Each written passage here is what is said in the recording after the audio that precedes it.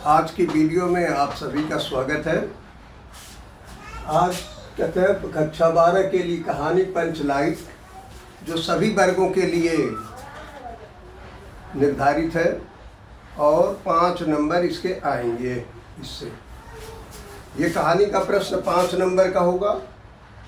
Science, art, commerce सबके लिए है। इस कहानी के लेखक है फणीश्वरनाथ रेणु, जो आंचलिक कहानियों के सम्राट कहे जाते हैं, आंचलिक कहानीकार कहे जाते हैं। अब आंचलिक कहानी क्या होती है? आंचलिक कहानी का मतलब किसी अंचल विशेष, किसी इलाके में, किसी क्षेत्र में वहाँ के जीवन का चित्रण, वहाँ की संस्कृति का चित्रण, वहाँ के लोक लुभावन या लोकगीतों, क्रियाक्रम, बातचीत के तरीके, नृत्य, साहित्य, इन सबको मिला करके आंचलिक कहते हैं। तो रेणु जी ने आंचलिक उपन्यास लिखा है क्या इसकी विषय वस्तु? रेणु जी स्वयं बिहार के रहने वाले हैं और बिहार के ही एक गांव पर उन्होंने यह आंचलिक कहानी लिखी है। कहानी पढ़ने से पहले आप इसके कुछ तथ्यों को जान लें। कहानी में है क्या क्या। ये 6 पॉइंट आपके सामने हैं। गुलरी की शिकायत पर गोधन का हुक्का पानी बंद, और कुछ और मौका मिलने के बाद 10 रुपया प्रतिमाह जुर्माना भी लगा दिया जाता है। डबल सजा हो जाती है। क्यों सजा होती है, क्या होती है, बात क्यों है? उसके आगे लिखा है, गोधन द्वारा सिनेमा गीत सलम सलम गाना, हम तुमसे मोहब्बत करके सलम। अभी आप ये न देखेंगे कि सिनेमा लिखा है या सलम लिखा है। ये अनपढ़ अशिक्षित लोग आज भी उसको सिनेमा ही कहते हैं और सनम को सलम कहते हैं। वो उनकी भाषा है, अपनी व्यक्तिगत क्षेत्र विशेष की।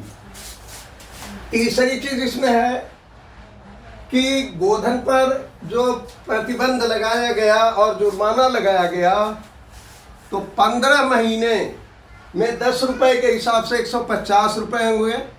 उसमें 140 रुपए में पंचलाइट खरीदी गई। शेष जो 10 रुपया बचा, अब चूंकि गांव में पंचलाइट जलेगी, कभी नहीं जली है, तो जाहिर सी बात है खुशी का अवसर है तो कुछ पूजा पाठ, कुछ क्रियाक्रम भी होना चाहिए।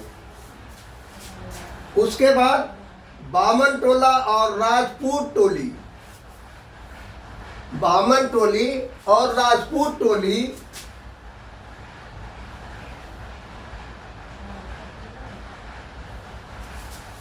ये दोनों के लोग सवर्ण लोग हैं, इसलिए ये गरीबों का उपहास करते हैं।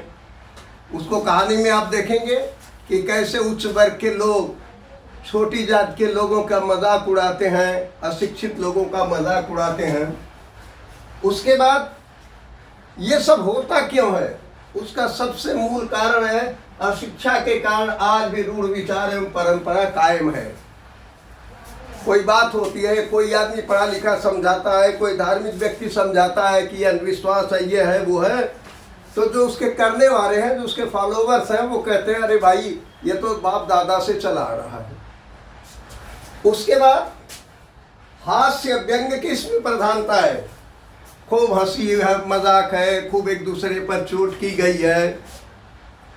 अब कहानी के प्रारंभ होते हैं, गोधन जो इसका नायक है, जिस गांव में रहता है उस गांव में 8 टोली है।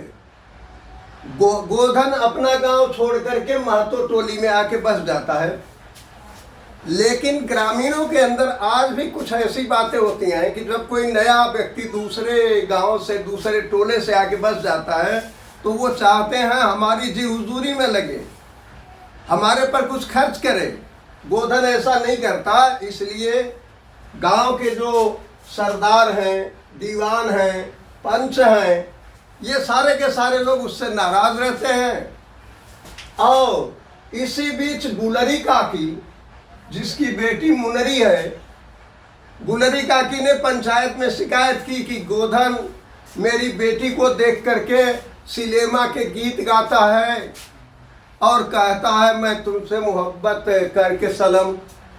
तो पंचाओं को बड़ा बुरा लगता है और पहले से ही ईर्ष्या द्वेष से प्रेरित है, इसलिए उसके पर ये 2 जुर्माने लगाए गए, हुक्का पानी बंद कर दिया गया। और फिर आगे चल करके कुछ और समस्या मिली तो 10 रुपये प्रतिमाह जुर्माना भी लग गया। अब जब 15 महीने हो गए तो उसमें रामनवमी के मौके पर शुभ अवसर पर ये 15 महीने के बाद ये लोग जब रामनवमी के मेले में जाते हैं तो वहाँ साथ में एक और गरीब तबके के व्यक्ति जिसको छड़ीदार कहते हैं, नौकर कह लीजिए, उसके रूप में ये सरदार, दीवान और गांव के पंच जो है वो जाते हैं मेले में। वहाँ से पंचलाइट खरीदते हैं जिसको पेट्रोमैक्स कहते हैं। पहले ज़माने में देहात में, आज तो बिजली घर घर पहुँच गई है, पहले देहातों में बिजली नहीं थी तो ये पेट्रोमैक्स जला करके ही शादी ब्याह के मौके पर या और किसी अवसर पर इसी से काम लिया जाता था। अब क्या हुआ वो देखिए, ये लोग करके वहाँ से रामनवमी के मेले से लौट रहे थे। छड़ीदार जो है वो छड़ पर सर पर अपने रखे हुए हैं पंचलाइट। आगे बढ़ते हैं, जब ये बामन टोला से होके गुजरते हैं, ये बामन लिखा है, ब्राह्मण टोला है, पंडित जी लोगों का मोहल्ला है, इलाका वो है, इसलिए वो ब्राह्मण टोला है। जहाँ राजपूत लोग रहेंगे वो राजपूत टोली होगा, जहाँ मुस्लिम रहेंगे वो मुस्लिम टोली होगा, जहाँ हरिजन रहेंगे वो हरिजन टोली होगा। इस तरह से बांट रखा है। तो ये बामन टोली के फुटंगी झा हैं, ये पंडित जी हैं। ये क्या कहते हैं, अरे महतो ये लालटेन कहाँ से लिए हो, क्या करोगे? तो अब ये लोग सरदार दीवान वो करते हैं कि भाई हमारे इसलिए उपहास कर रहे हैं कि हमारे यहाँ और 7 गांव में सब कुछ सामान है, उनकी अपनी चट्टी है जहाँ पर वो पंचायत करते हैं, दरी है, जाजिम है, सब है। हमारे यहाँ भी सब कुछ है लेकिन पंचलाइट नहीं है, पेट्रोमैक्स नहीं है। अब वो लेके आते तो कहते हैं भाई दीवान सरदार कि अरे भाई ये लालटेन नहीं है, ये पंचलाइट है, पेट्रोमैक्स है। फिर वो बहरहाल लेकर के वहाँ से चले आते हैं। अब गांव में जब आते हैं धीरे धीरे शाम हो जाती है, सब लोग तैयारी करते हैं कि भाई जहाँ फंक्शन होना है लिपाई पोताई हो जाए, सफाई का इंतज़ाम हो जाए, कुछ कीर्तन भजन का इंतज़ाम हो जाए। बच्चे भी पहुँच गए, जैसे जैसे अंधेरा, स्त्रियाँ पहुँच गईं। अब मसला पैदा हुआ कि उस पूरे गांव में कोई पेट्रोमैक्स जलाना नहीं जानता था। अब बड़ा मुश्किल हुआ कि ये तो पूरे बिरादरी की इज्जत चली जाएगी। वहां पर मुनरी, इसकी एक सहेली है कनेली। मुनरी जो है चूंकि इसमें इन्वॉल्व है, उसकी माँ की शिकायत पर ही गोधन को दंड मिला है, इसलिए वो स्वयं कुछ नहीं कहती। अपनी सहेली से सरदार के पास खबर कराती है कि गोधन जो है पंचलाइट जलाना जानता है। जब ये बात पहुंची तो ये हुआ कि भाई गोधन तो दंडित किया गया है, वो तो है नहीं। तो ये हुआ कि किसी तरह उसको बुलाया जाए। अब उसके बाद ये जो छड़ीदार हैं, ग्राम सेवक कह लीजिए, गांव के काम करने वाले नौकर टाइप के, ये जाते हैं उसको बुलाने के लिए, लेकिन वो किसी तरह से राजी नहीं होता कि हमारा तो बहिष्कार किया गया है, हमको तो जुर्माना लगाया गया है। वो नहीं आता, आकर के बताता है कि किसी भी हाल में वो आने को तैयार नहीं है। पेट्रोमैक्स जलाना तो जानता है लेकिन वो आकर के जलाने के लिए तैयार नहीं है। फिर उसके बाद ये गुलरी काकी जो है ये कहती है कि अगर कहिए तो मैं जाऊं, उससे बात करूं। बहरहाल गुलरी काकी जाती है और मना करके उसको लाती भी हैं, आ जाता है वो उनके कहने पर।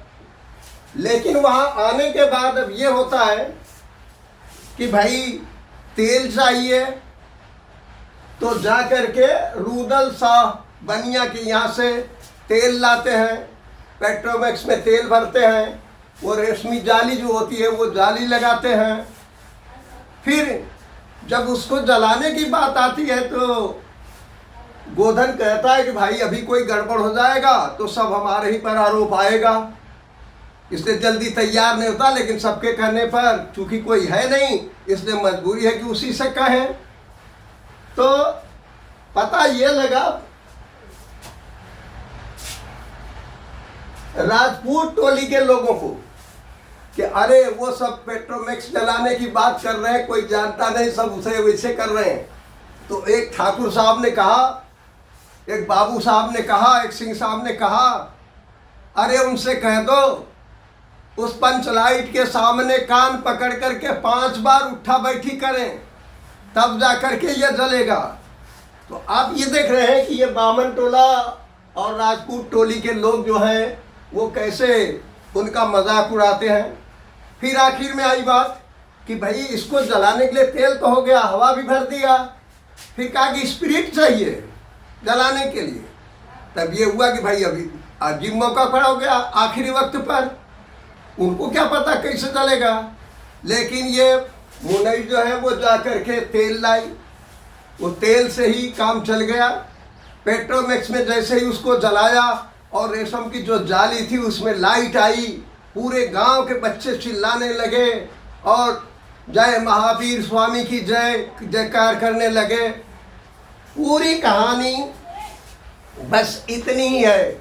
उसके बाद जो है पंचों ने गोधन को कहा, भाई तुम्हारे 100 खून मां, तुम्हारे 100 खून मां, और जाओ अब तुम सिनेमा के गीत खूब गाओ, तुम्हारे ऊपर कोई पाबंदी नहीं। तो आपने ये देखा कि ये सब क्यों होता है। ये होता है रूढ़िवादी विचारों के कारण और शिक्षा के कारण।